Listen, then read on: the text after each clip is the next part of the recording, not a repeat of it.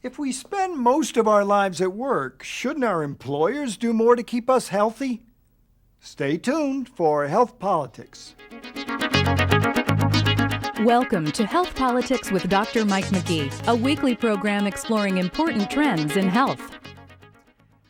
Tying a nation's healthcare system to employment, that is, defining coverage as a non-transferable benefit of employment, rather than as a durable and portable entity that's always in place regardless of one's employment status, is uniquely American. In fact, the United States is the only developed nation that approaches healthcare this way. Our unique American approach over time, though, has imposed an increasingly untenable healthcare cost burden on businesses trying to stay competitive in a tough global marketplace. Up to now, most companies have concentrated on keeping their healthcare costs down by defining health as an expense, a line item to keep low by managing the cost of the benefit packages. But in recent years, a new way of viewing health in the workplace has begun to emerge. Known as Health and Productivity Management, or HPM, this idea puts an emphasis on doing more to keep employees healthy, rather than simply trying to contain the costs of healthcare spending. In the face of spiraling healthcare costs, savvy businesses who adopt HPM are finding that not only do healthy workers cost a company less, they actually boost productivity. One of the leaders in this movement is ACOM, the American College of Occupational and Environmental Medicine, which has launched a major new initiative on health and productivity management. ACOM, which has sponsored extensive research on the topic, hopes to instill this new progressive view of employee health as a standard practice among American businesses. Dr. Pamela Heimel, a member of ACOM's board of directors, describes HPM this way, quotes, "Just as a company focuses on its financial capital and economic assets, it needs to focus on its human capital and health assets. The health of a workforce is inextricably linked to the productivity of the workforce and therefore the health of the bottom line. Investing in health not only controls expenses, but also protects, supports, and enhances human capital, which will be one of the differentiators for companies in the global marketplace.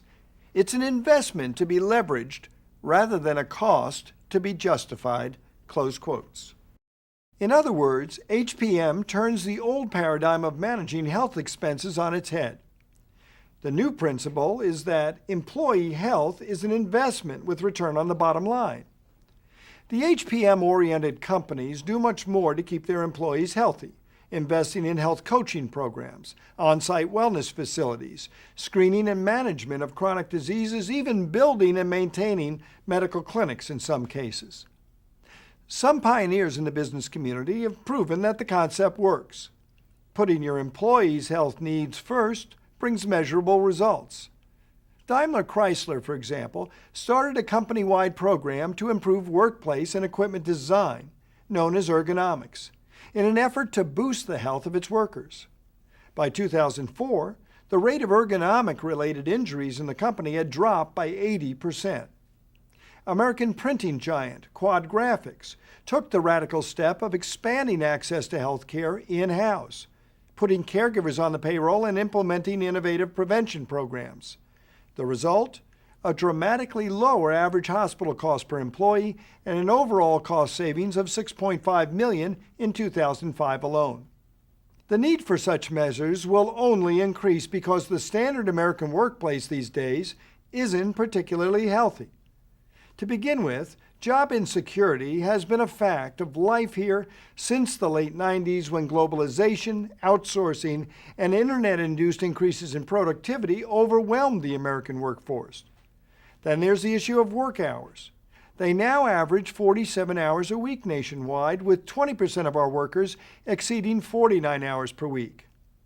That means that the average U.S. worker turns in about 1 month more hours per year than a Japanese worker, and 3 months more than a German worker. And the stress is showing.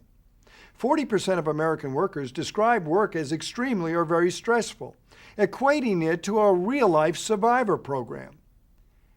And physically, American workers are a wreck. 62% have neck pain, 44% eye strain, 38% hurting hands, 34% difficulty sleeping due to job thoughts, and 13% headaches. Not surprising then that 12% have called in sick during the year because they were stressed out. New sickness and stress costs money in lost productivity and absenteeism. Annual costs of mental health disorders and stress have been tagged at $70 billion. And a new problem, presenteeism, that is, employees who show up at work despite chronic physical or mental ailments. That's costing us even more in reduced productivity. If this is what's going on in the American workplace, it's time for businesses and government to take action. Here's how Linda Schack, program coordinator at the Prevention Institute, puts it. Quotes, "We spend more time at work than at home. Organizations should be thinking about broad changes to workplace practice that can change the lives and health of their workers." Close quotes. That makes good sense, and health and productivity management, if applied conscientiously, can address some of the most glaring problems in the workplace. Specifically, poor nutrition, lack of exercise, indoor allergens and toxins, inadequate stress management, fatigue tied to increased work hours and job insecurity, and ultimately, a population defined by heavy healthcare consumption. The intangibles, harder to measure but present nonetheless, include improved job satisfaction and better relations between workers and management. HPM is a welcome and much-needed development, but at the same time, we should be asking ourselves some bigger questions. Do we really want to tie healthcare coverage to employment any longer? Shouldn't all citizens have healthcare coverage regardless of work? The HPM movement, based not just on healthcare control, but rather on the desire to retain talent and improve productivity, is one way to align the interests of both employer and employee. But in the long term, our healthcare system needs to be centered in an individual's life, not just his or her work life. For Health Politics, I'm Mike McGee. Thank you for watching Health Politics with Dr. Mike McGee. For more information on this topic, please visit our related web links, discussion guide, or downloadable transcript and slides. For videos and information on a variety of other health topics, visit our homepage at healthpolitics.org. If you would like to subscribe to our free weekly video, click on Subscribe to Health Politics and enter your email address. Again, thank you for watching.